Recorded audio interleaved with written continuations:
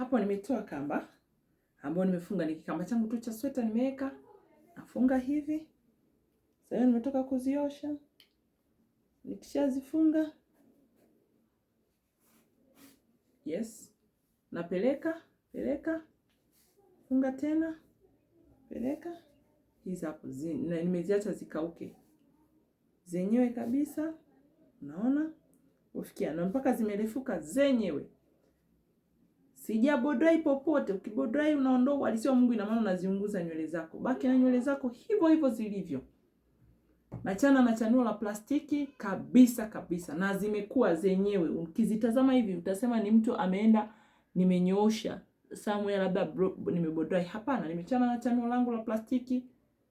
Zikishakauka hivi natoa hii, na ukifunga hata kitambaa hazijifungi. Kwa sababu gani? Nimezibana hivi, ni Roho Mungu alinielekeza. Nimezibana hivi pap. Baada ya muda ukifunga kilemba chako nywele zako hazijisokoti hapana. Kwa nikishatoa hivi, baadaye nitakitoa hichi, nitafunga kilemba changu vizuri kichwani, na hata nikitoa kilemba hazijisokoti nywele, zinabaki zimenyoka hivi. Kama unavyoziona utafikiri nimepeleka kubodai, lakini hamna popote. Hizi hapo zimenyoka kabisa na hazikatiki. Amen.